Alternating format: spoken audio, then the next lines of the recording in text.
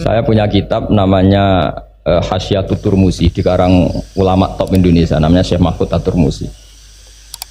Itu beliau cerita Imam Al-Amudi itu ulama top, tapi dia itu unik, tiap ngajar santrinya itu ngajar matematika. Terus ditanya, sampai muridnya itu ragu, ini guruku masuk surga enggak, ini kiai kok hanya ngajar matematika. Ya kira-kira ngajar, ya seperti mahasiswa jenengan kan, ini rektor masuk surga enggak, ngomong teknik terus gitu loh. Tapi gurunya kayaknya enggak terima, disuudoni santrinya itu enggak terima, karena beliau seorang wali. Murid-muridnya itu bermimpi. Ini penting saya ceritakan, mungkin agak aneh di dunia kampus ya, di bab ini. Kalau dalam teori kita, Pak On itu, mimpi sama nyata, melihat itu otoritatif mimpi. Ini yang agak aneh di ilmu pesantren. Jadi melihat jenengan langsung dengan mimpi itu otoritatif mimpi. Karena mimpi ru'yal mukmin dijamin oleh Rasulullah sama dengan 46 juz'un minan nubuwah. Jadi persennya itu besar sekali, 46% dari juz'un minan nubuwah, otoritatifnya. Nah tentu tidur yang benar. Logikanya gini, kata-kata kitab-kitab menjelaskan, orang kalau melihat langsung itu pasti terpengaruhi oleh cinta atau tidak cinta, senang atau tidak senang, sedang butuh apa enggak. Jadi kalau saya sedang butuh dengan Pak Rektor itu melihatnya dengan penuh harapan.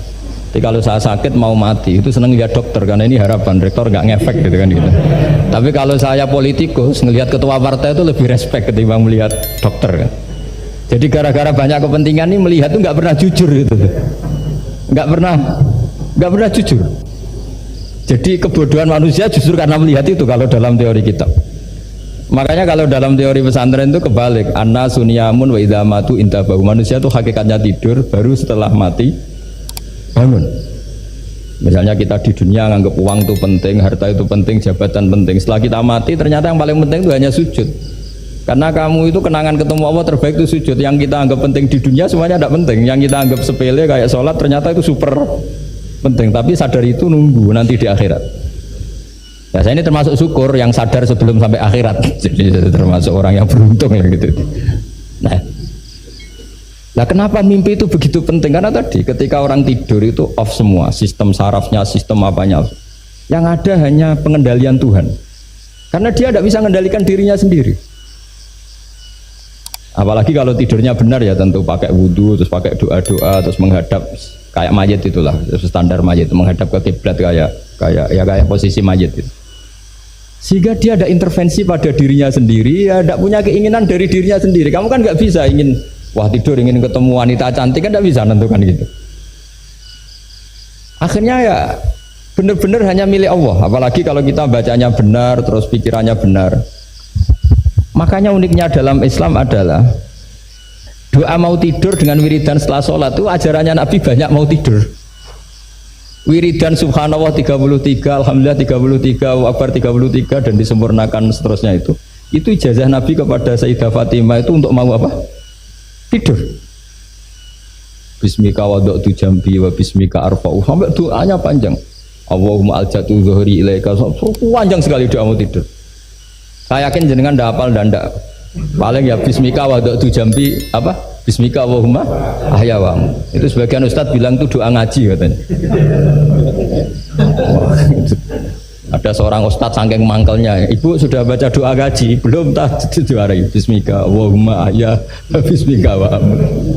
Wah itu kan doa mau tidur Pak Ustadz. Iya biasanya kalau ngaji tidur. Jadi doa itu kalau itu doa mau. Akhirnya mimpi itu penting karena di situ manusia nggak punya nafsu, nggak punya keinginan, sehingga yang ada itu kata Nabi itu ada sitatun wa arba'una juz'an minan nubuwah. Sehingga dulu itu mimpi itu jadi sarana betul. Kita tahu kan cerita orang-orang dulu, Fir'aun itu kurang jahatnya, kurang kelirunya. Dia mimpi ada api dari Bani Israel yang membakar kerajaannya. Dan semua pentakwilnya sepakat itu maksudnya Anda akan dihabisin kerajaan Anda oleh bayi dari Bani Israel.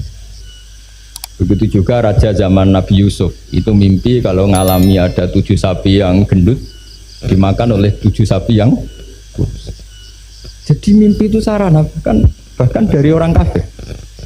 Karena ya tadi yang preman ya nggak ada premannya, yang soleh ya nggak ada solehnya, semua dikendalikan oleh Allah Taala pas tidur. Sehingga tidur ini menurut agama lebih otoritatif, asal dengan tidur yang benar. Jangan tidur sambil ngerokok terus terbangun karena ininya kena itu. Nah, cerita-cerita unik begini kalau tidak orang pesantren itu tidak tahu. Karena ini memang khas-khas pembalikan satu fakta yang diyakini orang banyak. Sehingga ulama dulu itu cerita, ini saya teruskan. Imam Amudi itu akhirnya murid-muridnya mimpi. Mimpi di situ tanya, Pak Ustadz, Anda masuk surga enggak ketika hidupnya hanya nerangkan matematika? Oh iya, saya bahkan enggak sekedar di surga. Malaikat dikumpulin Allah untuk mendengarkan presentasi saya ngajar matematika. Jadi kata dia cerita, Allah bilang gini ke malaikat, hei para malaikatku, kenapa kamu iman sama saya? Ya karena saya melihat engkau ya Allah, melihat kekuasaan engkau. Tapi imannya orang ini itu melebihi iman kamu. Wah ya tidak bisa saya melihat engkau langsung, ini tidak melihat engkau langsung. Kenapa begitu yakin seperti yakin kita? Oh iya. Terus Mama Mudi, silahkan ajari matematika. Mama Mudi mulai ngajari matematika. Terus beliau ngajari ya sederhana. Angka 2, 3 sampai ribuan sampai jutaan itu bin nisbat ilal wahid nisbatun wahidah, yaitu nisbatul far'i ilal asli. Hanya ngajar itu dok. Dunia ini apapun banyaknya variannya, apapun banyak makhluknya, itu semuanya adalah nisbatul far'i ilal asli. Angka 2 ya cabangnya 1, 1 juta ya cabangnya 1, semua itu dimulai dari 1. Jadi di mana-mana hitungan itu dimulai dari 1. Dan 1 ini harus ada, yaitu Tuhan. Matematika akhirnya malaikat, keren juga maksudnya. Keren juga maksudnya. Akhirnya Allah bilang, dan itu didawuhkan juga oleh Rasulullah SAW, tuba liman amana bi walam yaroni. Yang hebat itu imannya orang yang enggak melihat saya. Makanya masyhur itu, malaikat ditanya Allah, siapa imannya yang paling kuat? Ya kita, karena melihat engkau langsung ya Allah. Para nabi. Terus tapi yang dari sekian pertanyaan itu jawab sama, yang paling ajaib adalah umat-umat Muhammad di akhir zaman, enggak menangi nabinya, juga enggak pernah lihat surga neraka, tapi iman sama saya. Dan mereka punya cara untuk imannya ini berkualitas sama dengan kamu para malaikat. Ya diantaranya dengan cara logika tadi yang saya utarakan tadi. Am khuliqu min ghairi syai'in am humul khaliqun. Kalau alam raya ini wujud, maka penyebabnya harus sesuatu yang wujud. Masa sesuatu yang enggak wujud menyebabkan yang wujud? Kalau angka 10 ada, 1 juta ada, pasti dimulai angka 1.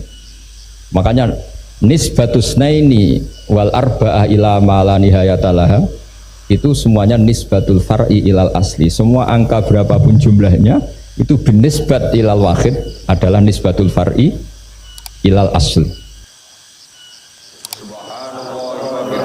عدد خلقه ورضا نفسه وزينة عرشه ومداد كلماته سبحان الله وبحمده عدد خلقه ورضا نفسه وزينة عرشه ومداد كلماته